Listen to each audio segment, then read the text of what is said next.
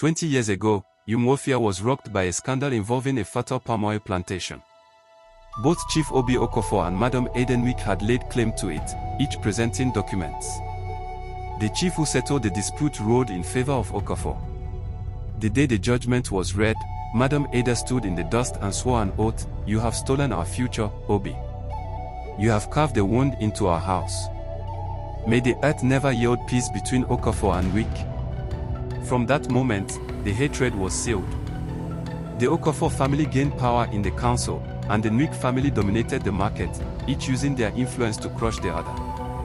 Their children, Chidi Okofor and Ngozi Nwick, were raised as rivals whose paths must never cross. The spark. The decades-old tension was a fragile thing, waiting to snap. The air in Umuofia was thick with it. One hot afternoon, the town marketplace, the very heart of Nwick power, was engulfed by a devastating fire. It wasn't just wood and thatch burning, it was Ngozi's life savings, her family's legacy, and the records of the entire community's trade. As the villagers panicked, the fire raged toward the Nwick family vault, a small, solid room where the most crucial papers were kept. Ngozi stood frozen, tears streaming down her face. Saving the vault was impossible, the heat was unbearable.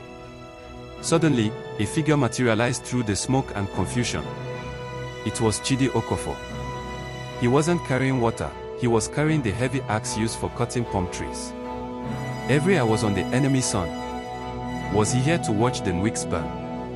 Or worse, to ensure their total destruction? The Nwick guards started to rush him, shouting. Chidi ignored them. He ignored the roaring fire. He ran straight toward the vault, not to enter, but to the thick, dry thatch roof of the adjacent, already burning store. What was he doing? Was he trying to bring the entire market down? They turned. Instead of trying to put out the wall of fire, Chidi began furiously chopping the burning support beams of the neighboring store. His face was set in a grim mask, every swing was filled with desperate power. He wasn't saving the Nwicks, he was creating a firebreak. He was tearing down the already lost structures to prevent the flames from jumping to the critical vault. It was a risky, tactical move that sacrificed less important property to save the most valuable. Ngozi, watching his brutal, selfless action, realized with a jolt, he is not here to hate. He is here to save. For 20 grueling minutes, Chidi fought the fire and the structure, his lungs choking on smoke, Ngozi rushing to throw sand behind him. When the last beam crashed down, leaving a safe gap, Chidi collapsed, coughing, his hands blistered, but the Nwick vault was safe.